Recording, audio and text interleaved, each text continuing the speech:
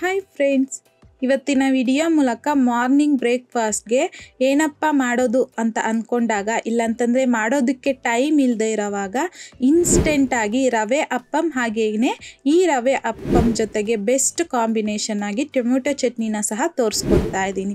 ಸುಲಭವಾಗಿ ಮಾಡ್ಕೋಬೋದು, ಇನ್ಸ್ಟೆಂಟಾಗೂ ಸಹ ಮಾಡ್ಕೋಬೋದು. ಸೊ ಬನ್ನಿ ಇವಾಗ ನೋಡೋಣ ಯಾವ ರೀತಿ ಮಾಡೋದು ಅಂತಂದ್ಬಿಟ್ಟು. ಮೊದಲನೇದಾಗಿ ರವೆ ಅಪ್ಪಂಗೋಸ್ಕರ ನಾನಿಲ್ಲಿ ಬೌಲಲ್ಗೆ 3/4 ಕಪ್ ಆಗುವಷ್ಟು ಅವಲಕ್ಕಿ ಹಾಕ್ಕೊತಾ ಇದ್ದೀನಿ. ಅವಲಕ್ಕಿ ಮುಳುಗೋಷ್ಟು ನೀರನ್ನು ಸೇರಿಸ್ಕೊಂಡು 1-2 3 ಸಲ ನೀಟಾಗಿ ವಾಶ್ ಮಾಡ್ಕೊಂಬಿಡಿ. ಈ ರೀತಿಯಾಗಿ ಅವಲಕ್ಕಿನ ವಾಶ್ ಮಾಡ್ಕೊಂಡಿದ್ದಾದ ನಂತರ 1 ಕಪ್ ಆಗುವಷ್ಟು ಚಿರೋಟಿ ರವೆ, ಯಾವ ಕಪ್ಪಲ್ಲಿ ಅವಲಕ್ಕಿ ತಗೊಂಡಿದ್ದೀನೋ ಅದೇ ಕಪ್ಪಲ್ಲಿ 1 ಕಪ್ ಆಗುವಷ್ಟು ಚಿರೋಟಿ ರವೆ, ಅರ್ಧ ಕಪ್ ಆಗುವಷ್ಟು ಮೊಸರು, ಹಾಗೆಯೇ 1 ಕಪ್ ಆಗುವಷ್ಟು ನೀರನ್ನು ಹಾಕಿ ರುಚಿಗೆ ತಕ್ಕಷ್ಟು ಸಾಲ್ಟನ್ನು ಸಹ ಹಾಕ್ಕೊಂಡು ಒಂದ್ಸಲ ಚೆನ್ನಾಗಿ ಮಿಕ್ಸ್ ಮಾಡ್ಕೊಳ್ಳಿ. ಈ ರೀತಿ ಮಿಕ್ಸ್ ಮಾಡ್ಕೊಂಡಿದ್ದಾದ ನಂತರ ಇದನ್ನು ಒಂದು 10-15 ನಿಮಿಷ ನೆನೆಸ್ಕೋಬೇಕು. ಈಗ ಇದನ್ನು ಪಕ್ಕಕ್ಕೆ ಇಟ್ಕೊಂಡು ಈ ರವೆ ಅಪ್ಪಂಗೆ ಬೇಕಾಗಿರುವಂಥದ್ದು ಅಷ್ಟರಲ್ಲಿ ಟೊಮೆಟೊ ಚಟ್ನಿನ ರೆಡಿ ಮಾಡ್ಕೊಳ್ಳೋಣ.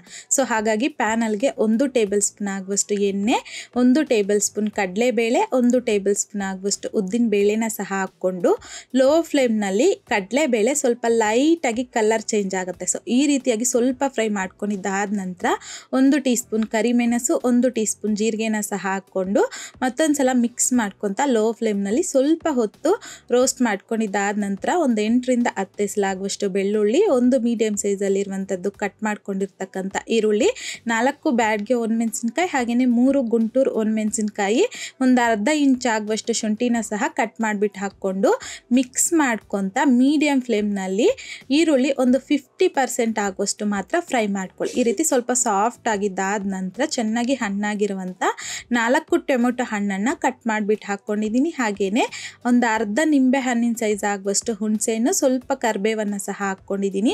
ಒಂದು 1/4 ಕಪ್ ಆಗುವಷ್ಟು ಕೊತ್ತಂಬರಿ ಸೊಪ್ಪು, 1-2 ಟೇಬಲ್ ಸ್ಪೂನ್ ಆಗುವಷ್ಟು ಪುದೀನ ಸೊಪ್ಪು, ರುಚಿಗೆ ತಕ್ಕಷ್ಟು ಕಲ್ಲುಪ್ಪನ್ನು ಸಹ ಹಾಕ್ಕೊಂಡು ಮಿಕ್ಸ್ ಮಾಡ್ಕೊಳ್ಳಿ. ಎಲ್ಲನೂ ಒಂದ್ಸಲ ಚೆನ್ನಾಗಿ ಮಿಕ್ಸ್ ಮಾಡಿಕೊಂಡು ಈ ಟೈಮಲ್ಲಿ ಲಿಡ್ಡನ್ನು ಕ್ಲೋಸ್ ಮಾಡಿ ಮೀಡಿಯಂ ಫ್ಲೇಮ್ನಲ್ಲಿ ಒಂದು 3-4 ನಿಮಿಷ ಹಾಗೆ ಬಿಟ್ಬಿಡಿ. ಟೊಮೆಟೊ ಅನ್ನೋದು ಸಾಫ್ಟ್ ಆಗಬೇಕು. ಒಂದು 4 ನಿಮಿಷ ಆದ ನಂತರ ಲಿಡ್ಡನ್ನು ತೆಗೆದು ಟೊಮೆಟೊ ಇನ್ನೂ ಪೂರ್ತಿಯಾಗಿ ಸಾಫ್ಟ್ ಆಗೋವರೆಗೂ ಫ್ರೈ ಮಾಡಿಕೊಂಡು ಫ್ಲೇಮ್ನ ಆಫ್ ಮಾಡ್ಕೊಂಬಿಡಿ. ಇದು ಪೂರ್ತಿಯಾಗಿ ತಣ್ಣಗಾಗಬೇಕು. ಸೊ ಇದನ್ನು ತಣ್ಣಗಾಗಿದ್ದಾದ ನಂತರ ಎಲ್ಲನೂ ನಾನು ಈ ರೀತಿ ಒಂದು ಮಿಕ್ಸಿ ಜಾರಲ್ಗೆ ಫ್ರೈ ಮಾಡ್ಕೊಂಡಿರ್ತಕ್ಕಂಥದ್ದು ಹಾಕ್ಕೊತಾ ಇದ್ದೀನಿ. ಸೊ ಹಾಕ್ಕೊಂಡಿದ್ದಾದ ನಂತರ ನೀವು ನೀರನ್ನು ಸ್ವಲ್ಪನೇ ಹಾಕಿ ಗ್ರೈಂಡ್ ಮಾಡ್ಕೋಬೇಕು. ಒಂದೇ ಸಲ ಹಾಕಿ ನೀರನ್ನು ಗ್ರೈಂಡ್ ಮಾಡ್ಕೋಬಾರ್ದು. ಸ್ವಲ್ಪನೇ ಮಧ್ಯದಲ್ಲಿ ನೀರನ್ನು ಸೇರಿಸ್ಕೊತ ನಾವಿಲ್ಲಿ ಈ ಟೊಮೆಟೊ ಚಟ್ನಿನ ರೆಡಿ ಮಾಡ್ಕೋಬೇಕು. ಸೊ ನೋಡಿ, ಕನ್ಸಿಸ್ಟೆನ್ಸಿ ಅನ್ನೋದು ಈ ರೀತಿಯಾಗಿರಬೇಕು. ತುಂಬ ಗಟ್ಟಿಯಾಗೂ ಇರಬಾರ್ದು, ತುಂಬ ತೆಳ್ಳಗೂ ಇರಬಾರ್ದು. ಸೊ ನೋಡಿ, ಈ ವಿಧಾನದಲ್ಲಿ ನಾವು ಟೊಮೆಟೊ ಚಟ್ನಿನ ಗ್ರೈಂಡ್ ಮಾಡಿಕೊಂಡು ಬೌಲಲ್ಗೆ ತಗೊಂಡಿದ್ದೀನಿ. ಈಗ ಈ ಚಟ್ನಿಗೆ ಒಗ್ಗರಣೆ ಮಾಡ್ಕೊಂಡಿದ್ದೀನಿ. 1 ಟೇಬಲ್ ಸ್ಪೂನ್ ಎಣ್ಣೆ, ಒಂದು ಅರ್ಧ ಟೀ ಸ್ಪೂನ್ ಸಾಸಿವೆ, ಅರ್ಧ ಟೀ ಸ್ಪೂನ್ ಜೀರಿಗೆ, ಅರ್ಧ ಟೀ ಸ್ಪೂನ್ ಕಡಲೆಬೇಳೆ, ಅರ್ಧ ಟೀ ಸ್ಪೂನ್ ಉದ್ದಿನಬೇಳೆ, ಕರಿಬೇವು, ಒಣಮೆಣಸಿನ್ಕಾಯಿ, ಹಿಂಗುನ ಸಹ ಹಾಕ್ಕೊಂಡು ಲೋ ಫ್ಲೇಮ್ನಲ್ಲಿ ರೋಸ್ಟ್ ಮಾಡಿಕೊಂಡು ಈ ಟೊಮೆಟೊ ಚಟ್ನಿಯಲ್ಲಿಗೆ ಹಾಕಿ ಎಲ್ಲ ನೀಟಾಗಿ ಮಿಕ್ಸ್ ಮಾಡಿಕೊಂಡ್ರೆ ನಮಗೆ ತುಂಬ ರುಚಿಯಾಗಿರುವಂತಹ ಟೊಮೆಟೊ ಚಟ್ನಿನೂ ಸಹ ರೆಡಿಯಾಗೋಗುತ್ತೆ. ಈಗ ಪಕ್ಕಕ್ಕೆ ಇಟ್ಕೊಂಡು ಆಲ್ರೆಡಿ ನಾವಿಲ್ಲಿ ರವೆನೂ ಸಹ ನೆನೆಯೋದಕ್ಕೆ ಇಕ್ಕಿದ್ರಲ್ವ, ರವೆನೂ ನೋಡಿ ನೆಂದೋಗಿದೆ ಒಂದು 15 ನಿಮಿಷಕ್ಕೆಲ್ಲನೂ. ಈಗ ಒಂದ್ಸಲ ಚೆನ್ನಾಗಿ ಮಿಕ್ಸ್ ಮಾಡಿಕೊಂಡು ಎಲ್ಲನೂ ಮಿಕ್ಸಿ ಜಾರಲ್ಗೆ ಹಾಕ್ಕೊತಾ ಇದ್ದೀನಿ. ಹಾಕ್ಕೊಂಡಿದ್ದಾದ ನಂತರ ನಾವು ಇದನ್ನು ಸ್ಮೂತಾಗಿ ಗ್ರೈಂಡ್ ಮಾಡ್ಕೊಂಡು ತಗೋಬೇಕು. ಸೊ ಮಧ್ಯದಲ್ಲಿ ನೀರು ಬೇಕು ಅಂತಂದಾಗ ಸ್ವಲ್ಪನೇ ಸೇರಿಸ್ಕೊಂಡು ನಾವು ದೋಸೆ ಬ್ಯಾಟರ್ ಕನ್ಸಿಸ್ಟೆನ್ಸಿಗೆ ನಾವಿಲ್ಲಿ ಗ್ರೈಂಡ್ ಮಾಡಿಕೊಂಡು ಇದನ್ನು ಬೌಲಲ್ಗೆ ತಗೊತಾ ಇದ್ದೀನಿ. ಸೊ ನಾವಿಲ್ಲಿ ಅಕ್ಕಿ ದೋಸೆಗೆಲ್ಲ ಹಿಟ್ಟನ್ನು ಯಾವ ರೀತಿ ರೆಡಿ ಮಾಡ್ಕೊತೀರೋ ಸೇಮ್ ಅದೇ ಥರ ನಾವು ರವೆ ಅಪ್ಪಂಗೂ ಸಹ ಹಿಟ್ಟನ್ನು ರೆಡಿ ಮಾಡ್ಕೋಬೇಕು ಕನ್ಸಿಸ್ಟೆನ್ಸಿ ಬಂದು.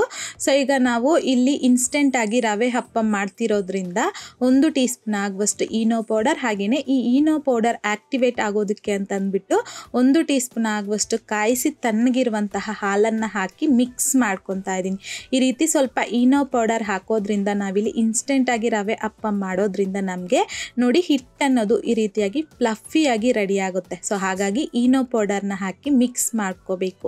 ಈಗ ನಮಗಿಲ್ಲಿ ಅಪ್ಪಂಗೋಸ್ಕರ ಹಿಟ್ಟನ್ನು ಸಹ ರೆಡಿ ಮಾಡ್ಕೊಂಡಿದ್ದಾಗಿದೆ. ಈಗ ಅಪ್ಪಂ ಮಾಡೋದಕ್ಕೆ ಅಂತಂದ್ಬಿಟ್ಟು ಪ್ಯಾನಲ್ಗೆ ಎಣ್ಣೆ ಇಲ್ಲ ಅಂತಂದರೆ ತುಪ್ಪನ ಸ್ವಲ್ಪ ಗ್ರೀಸ್ ಮಾಡಿಕೊಂಡು 1 ಸೌಟ್ ಆಗುವಷ್ಟು ಹಿಟ್ಟನ್ನು ಹಾಕ್ಕೊತಾ ಇದ್ದೀನಿ. ಈ ರೀತಿ ಮೇಲಿಂದ ಬಿಡಬೇಕು.